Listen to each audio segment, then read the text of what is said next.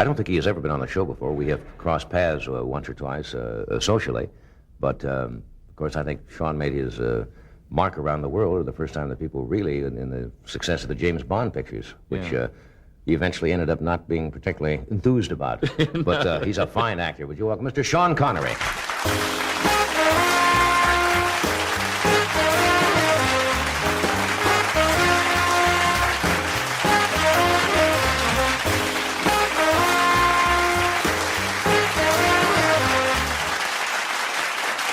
Nice to have you here, finally. Thank you. It's my virgin move. Yeah, I think the first time we met each other was back in New York, if I remember, one night at I believe, at Phyllis Newman and her husband's party. Is that correct? Absolutely right. I didn't know if you'd remember. I certainly do. How you been? Very, very well, actually. I remember we both got very drunk. Yes, that's true, but those days are bye for me now. And I miss it so. No, I have rethought. I am not really a drinker anymore. I found out I didn't handle it well. Oh, I wouldn't agree at all. I thought you were charming and funny and... Yes, but you say you were drunk at the time, so naturally I look charming. You see, that's one of the things about drinking. Everybody is charming when everybody is the same way. But I found all of a sudden when you go to a party and you do not drink, you see people in a strange, different way. They're not. You don't drink at all? Not currently. Well, I do, and... Would you I would like to drink. Care for a little something? Yeah. What would you care for? Scotch whiskey with soda, please. Scotch whiskey with soda, certainly. White wine. From the right side of the hill. I'll have a can of Yoo-Hoo, chilled to exactly 57 degrees. Is that Scotch? That's a Scotch. Thank you very much. We really should. It's really not Scotch. We're not pretending because on television, you see, you can pretend it's a prop or something. Pretend it's Scotch. Pretend it's Scotch. Okay, it's Scotch. All right, sure. If you use your imagination, that'll probably taste, just to make sure. It's just water.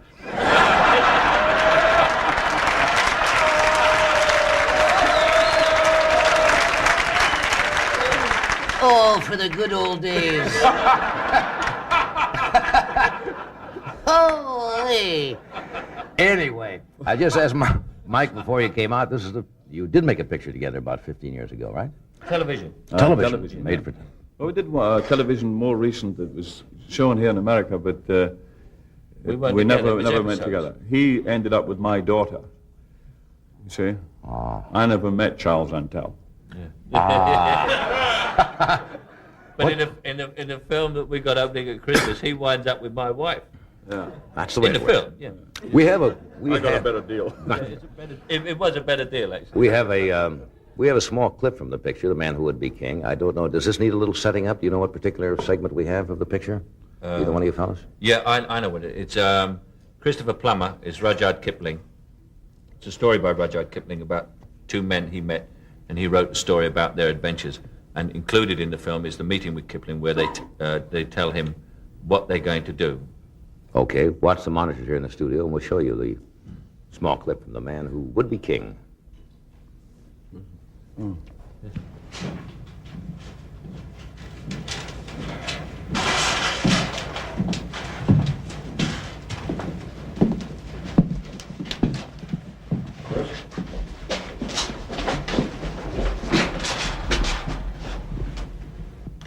It's him. So it is.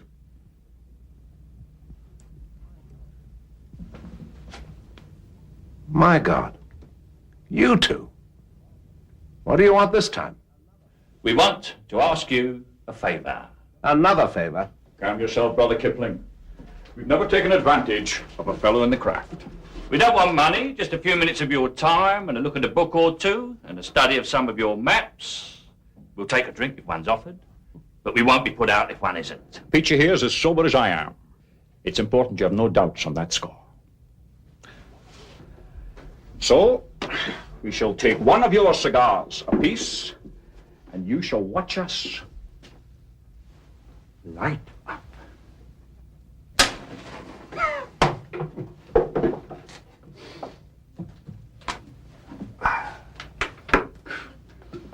And now, sir, let me introduce you to Brother Peachy Carnahan, which is him, and Brother Daniel Dravert, which is I.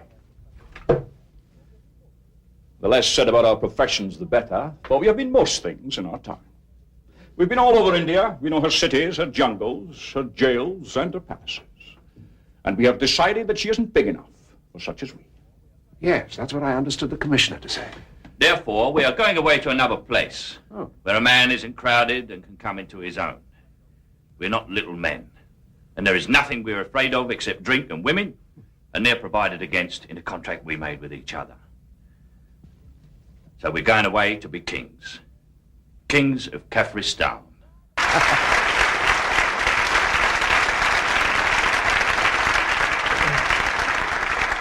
We'll take a short break. We're coming right back. We're back. We're talking with Sean Connery and Michael Caine. I forgot to ask, when does this picture come out, The Man Who Would Be King? Is that... Somewhere in December, around 17th or 18th here, Right. I think. 19th here. We're in Los Angeles? Yes. 19th Yeah, here. 19th. Do you ever lose track of where you are when you're out on a tour? I had Peter O'Toole on the show one night, and this was several years ago, and people thought he was bombed out of his gourd because he may well have been, but he wasn't that night. He'd just been on one of those tours. He'd flown in from England. He was about 7 hours behind, and every time I would say something, he would just go, and I would say, excuse me, Peter, how is the picture going? He'd say, picture going. So during a commercial, I said, are you all right? And he said, I'm absolutely, with the time lag, didn't know really where he was, in New York or Los Angeles. Let me see if this is an accurate quote. I think you said after you'd done a number of the Bond pictures that it almost made life impossible for you. Is that fairly... it was very difficult. For example, the one I had decided finally to do, which was in Japan, You Only Live Twice, it was far too pressurized. It was a 6-month involvement shooting in a very, very hot country. The temperature was 110 or so in Kagoshima. And when we arrived in Tokyo, there was about 400-500 of these photographers and press. And you talked with them, did whatever you could with them, and then even if you went to the toilet, they were still there. There was no escape, and it wasn't too well programmed that you could do anything except film, and then you finished the film, and then they were expecting you to meet them again after you'd been filming. Right. So I was under a great deal of pressure, and I made many statements because I never had a press representative or anything, and the chap who was supposedly representing the company then, him and I didn't see eye to eye anyway. I don't blame him, he was just wrong. Most fellas, when they would see those pictures, because they're fantasy pictures, they were really fantasy pictures, the man with the girls and sophistication and so forth, would say, hey, what a role, in their mind to play. Did you find that when you went out that people attached you to that character, as they often do? And well, yes, there's a lot of... I mean, I enjoyed a lot of the work that one did in the films, and, certainly... no disrespect at all to it. I worked, enjoyed a lot of it, but a lot of the other things I couldn't handle. And when I eventually reached the stage where I thought, well, 5 was enough, and got out. Yeah. But I went back and did the 6th. They were fascinating pictures, though. Well, Yeah, many they really people were. enjoy them. They were fascinating pictures, and the effects and the whole thing.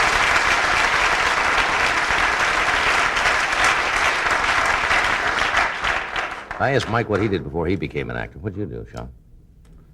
Well, I became an actor when I was about 22. I had many different jobs, and I was working for the Edinburgh Evening News, and I came down to London for the Mr. Universe contest. I was a weightlifter then, and I came representing Scotland because, well, they didn't have anybody in the tall man's class. And during the time I was there, they had auditions for South Pacific. So I went along and told them I was an actor and sung a few bars, and anyway, they bought it, and so I resigned from the newspaper, and then I went on tour with South Pacific. That's how where it started. Yeah. Oh, when you started making pictures, but did you have a little more of a Scottish accent than you have now, or a little more of a... Well, I've always had a Scottish accent. I'm very reluctant to lose it. I've always Well, he's the same. He's got that. He's still got a Cockney voice, and I think Burton still has basically a You don't want to Welsh lose. voice. It's a kind of roots thing. Right. Yeah, I've and never. Anyone can tell where I come from, and I don't say it as particularly proud or something. I say that's me, and that's Right. it. Yes, I think that it's a period when there used to be more. It was necessary to have a definitive, negative English BBC type voice, which is really no longer necessary. I mean, I think America was as much responsible as any country for breaking through on that level. Right. And then all the regional dialects, you know, like all the guys like O'Toole and Finney and Right. Harris and Courtney and Bates, Michael, they all just North Country, Irish, whatsoever, suddenly started to have as much meaning and colour, I think, more than the straight English. Right. Because We'll take a break. We're coming right back. Stay with us.